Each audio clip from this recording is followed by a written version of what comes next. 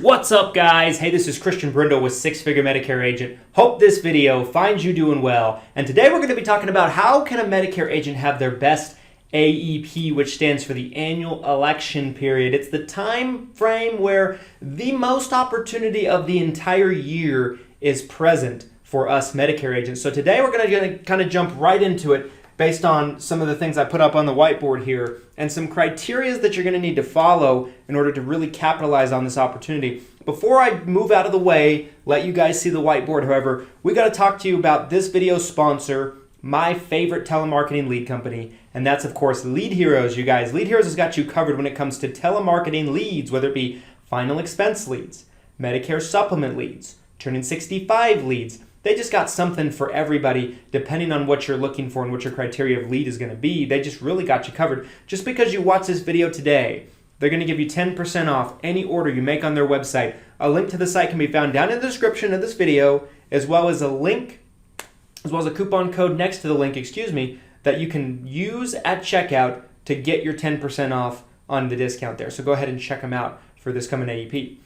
All right, guys, let's talk about AEP. What is it that you really have to know, right? There's people that make lots of strides during AEP every single year. There's people that double their business, double their revenue, double their clientele, triple their clientele during AEP. There's people that I've seen that have gone from 0 to 2, 3, 400 clients alone during AEP. So we got to talk about what you need to do in order to capitalize on it, because there's definitely the other side of the coin as well, where people don't take advantage of the opportunity and they just feel lost, scared, confused. They have analysis paralysis because they just don't know what to do. And they end up doing very little, if nothing at all, and they just feel like it's a wasted opportunity. It might even cause them to flame completely out of the business. We all know that, depending on your source, 90 to 95% of insurance agents don't last longer than 3 years, and Medicare agents, that's included. So let's kind of talk into this and jump into this. What you need to know about making the most of your AEP. So first things first, guys, you're going to have to understand AEP a little bit. For any of you newbies this might be your first rodeo, understand AEP. What is AEP? Well, AEP is an election period that goes from October 15th through December 7th in the Medicare Advantage and also the Part D prescription drug plan world, right? Typically what's going to transpire is starting on the 1st of October, insurance companies for the Part D prescription drug plans and also the Medicare Advantage plans will announce how their programs and their plans specifically are changing and talk about specifically what they're going to look like for the upcoming year. So in this case, starting the 1st of October, all of the insurance companies that offer these kind of products and programs are going to be announcing their changes that are going to not take effect until the 1st of January. So essentially they're announcing it 3 months before they actually take place, before they actually really come out. The time period which you can actually write a client or change a person's plan, as long as they don't have another election period, like another special enrollment period, is going to be these dates right here.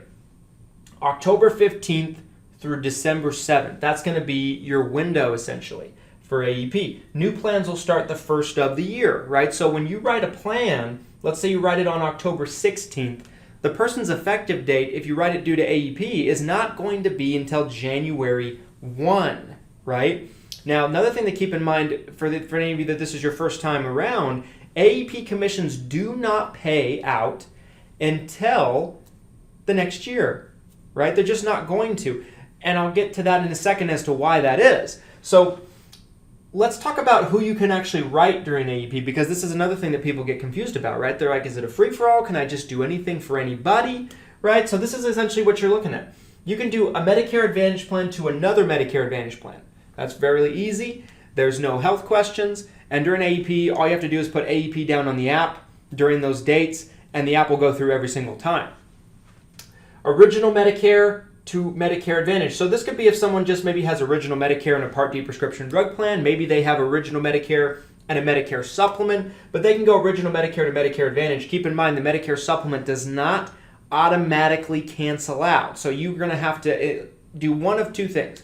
One, have the member call when it gets closer to the cancellation date, call the insurance company and let them know they need to cancel their plan. Or two, you can have the member handwrite a cancel letter and send it into the insurance company. It has to be typically handwritten for most companies, signed, Usually has to have their policy number on it, the whole 9 yards. But it's not going to be an automatic cancellation. Whereas Medicare Advantage, when you write one Medicare Advantage plan, it's going to kick out the other Medicare Advantage plan. And the person can't be on two Medicare Advantage plans at the same time simultaneously. So when you write one and it takes effect the 1st of January, their old Medicare Advantage plan will cease to exist. It will automatically cancel out on the day the new plan takes effect and goes into activity. So who else can you write, right? You can write people that have prescription drug plans, individual Part D prescription drug plans that most of the time are going to go with a Medicare supplement plan. But you can do a prescription drug plan to another prescription drug plan, no problem, easy peasy, no health questions. Starts the 1st of the year. You can also do a person that's on a Medicare Advantage plan over to original Medicare. So this is the one where people might get a little tripped up sometimes. So if someone has a Medicare Advantage plan, what's going to actually kick them out of that Medicare Advantage plan is the PDP.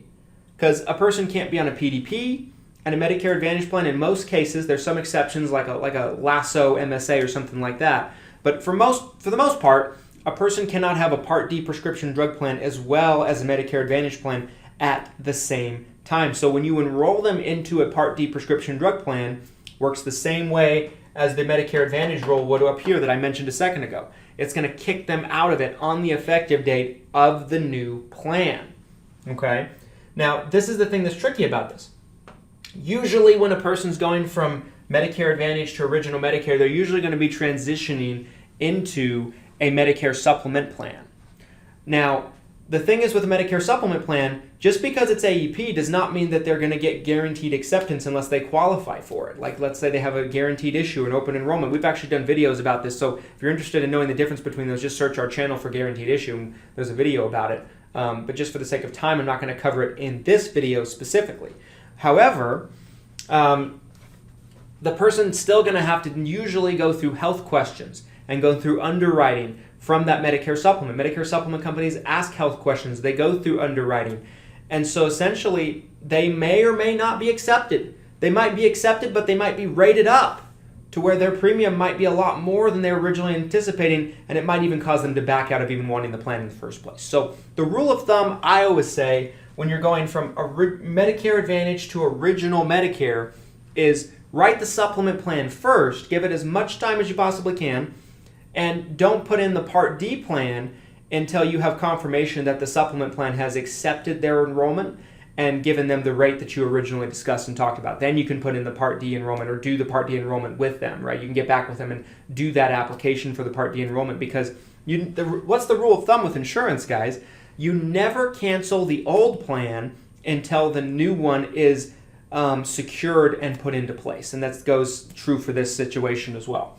So those are the people you can write. So it's almost all the way a free-for-all. It really is a free-for-all for the most part. You can pretty much write anybody.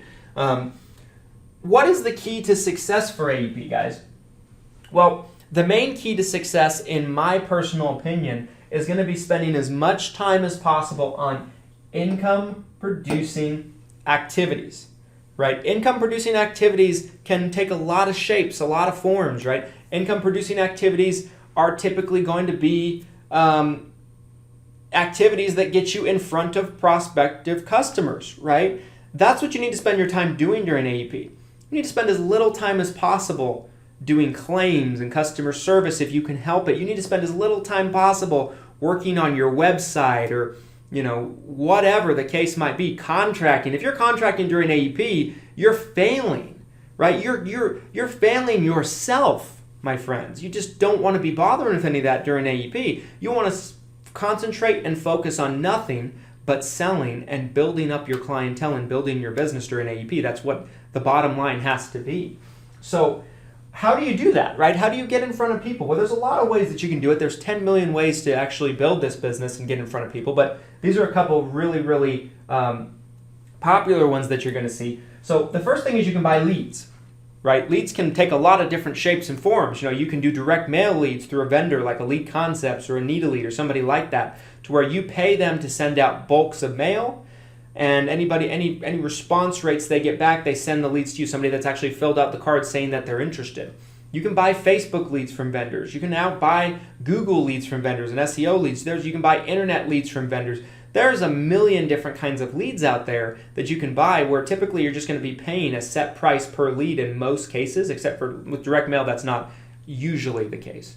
But it might be 20, 30, maybe $40 a lead, if depending on the quality of the lead, right? There's also telemarketing leads that you can actually dive into with Lead Heroes, right? Sponsor this video. I'm not trying to plug them again, but I'm just using them as an example.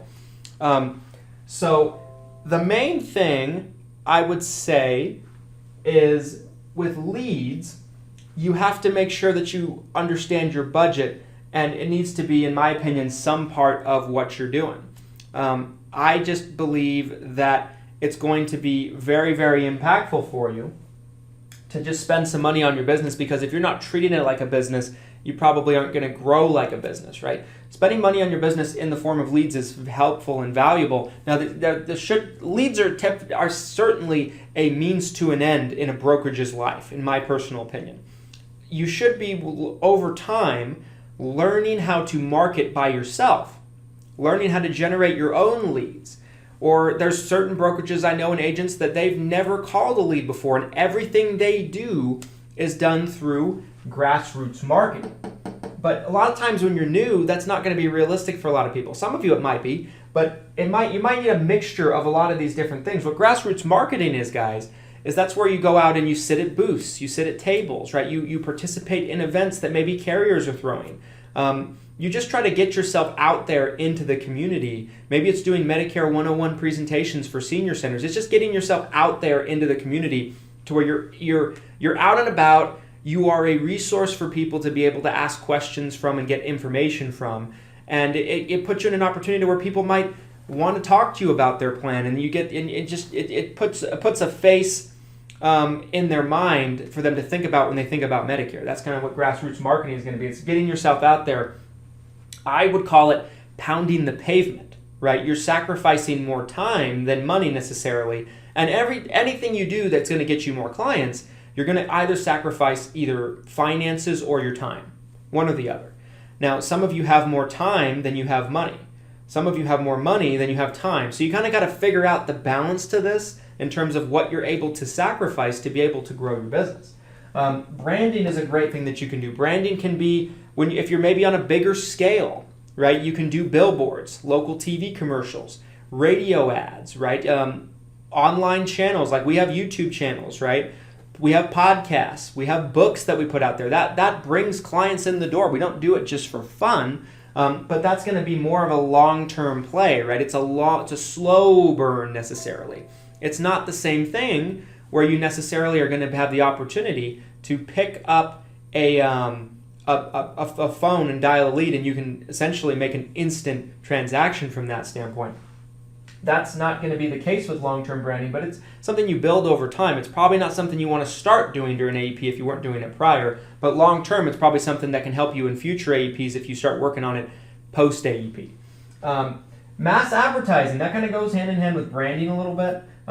Networking. Networking is going to be like working with other agents, right? Warm markets. It's also getting referrals from your existing clientele. So if you do a good job for a client and you let them know that you appreciate referrals, right? You're looking for referrals, well, and they send you 5 referrals, that is great and efficient networking and warm market, right? Getting referrals from your existing clients, getting referrals from other agents that might not do Medicare, right? A life agent, a financial planner, a P&C agent. These are all good strategies for you to be able to link arms and have people want to help you if you can help them. Kind of the way that you're going to go about that, in my opinion, is if you're working with another agent particularly, if they carry an active health license, you can pay them a referral fee per application that you're writing.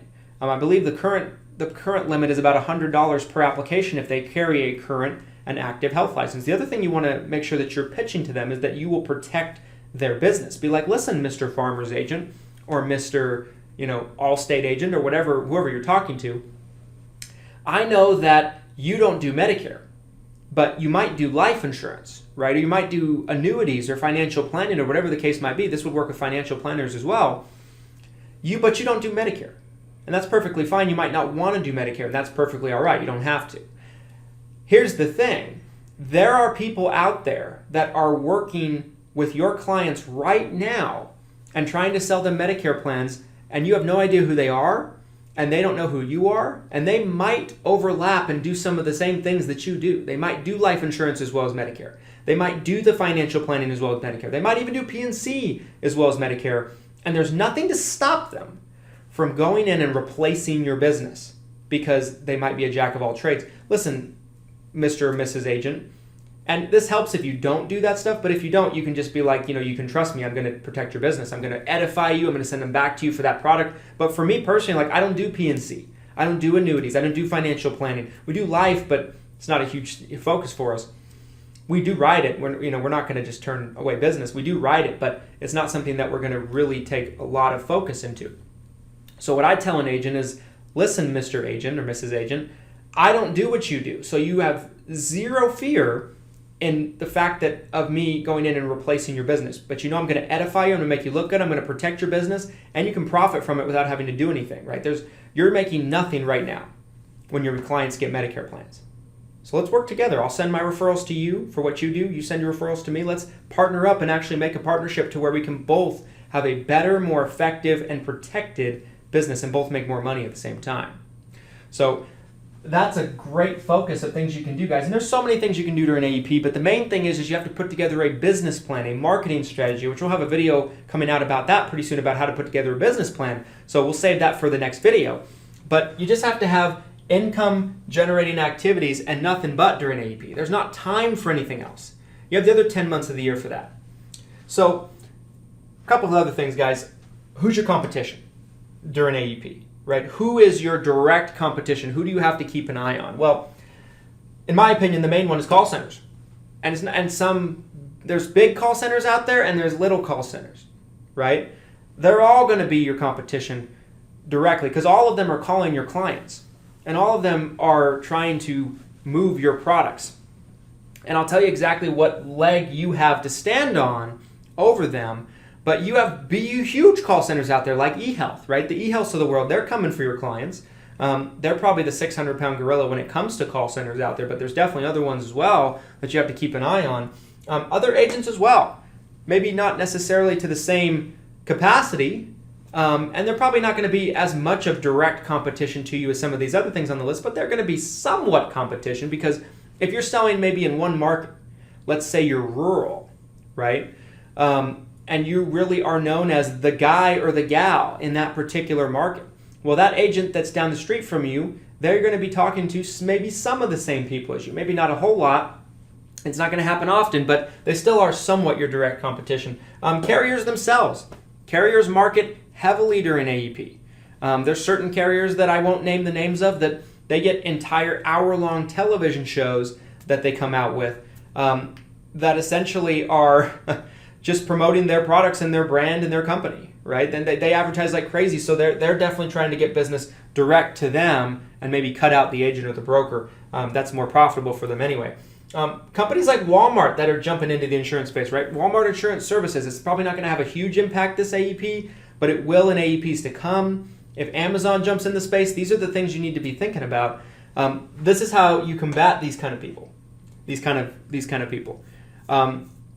By being a fantastic resource, by doing what you say you're going to do, by always doing the right thing for your clients and your customers, by picking out the best plan that you feel like is the best plan for them and not necessarily what the best plan for you is, if you have quotas or maybe you have a higher override on a certain thing or whatever the case might be. And also understanding that when they do need help, you're there for them. That's going to put you ahead of 99% of your competition.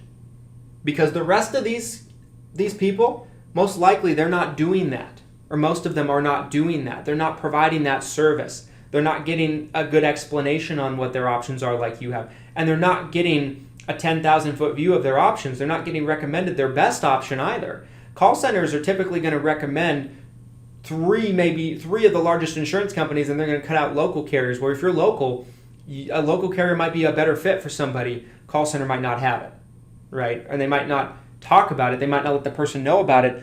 By you doing the right thing and doing what you're supposed to do for your clients and your customers, you're going to stand out above 90% of the competition automatically anyway. So just don't worry too much about competition. Worry about doing what you need to do, and you're going to be very successful, and you're going to do very well. Another thing about AEP is last app in. What does this mean? So when the December 7th deadline hits, it's the last app in. But you could write Sally, let's say, on October 20th, and then I could come in and write Sally on November 20th. And the main thing is a person can enroll for as many policies on the Medicare Advantage world or the Part D prescription drug world as they want. They can apply for as many plans as they want. They could apply for 100 different plans over the course of this 7.5 weeks of AEP. The policy that actually goes into effect and kicks out all the others is the last one that was submitted. So if you submit an application for someone on October 15th and I submit one for December 7th, my app wins. And my app is what will take effect the 1st of January. So just keep this in mind. If somebody's already applied, but maybe you can help them, and maybe you found something that maybe the person that signed them up for their plan didn't, you have the opportunity to come in and kind of take that business from that person because it's the last app in. Don't forget your clients, guys.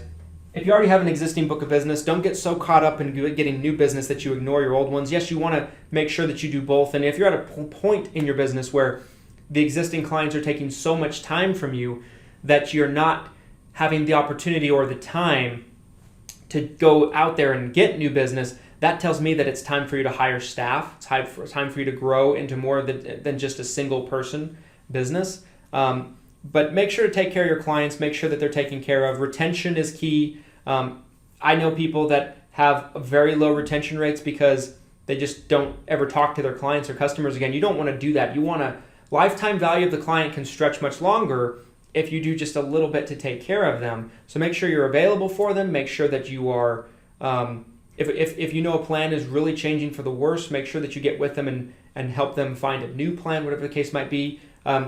Guys, AEP is a great time of the year. It's a great opportunity. I hope this video, you find it really, really helpful.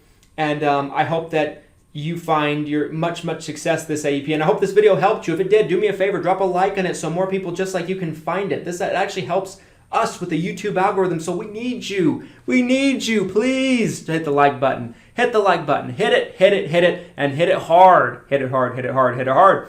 And make sure to hit the subscribe button, also with the notification bell so you're notified when we upload. And let us know, is there any questions that you had about AEP that maybe we didn't get to in this video? Drop them down in the comment section of this video. And we'll see you next time, guys. Thanks so much for watching. Here's to your success and your abundance, and happy AEP.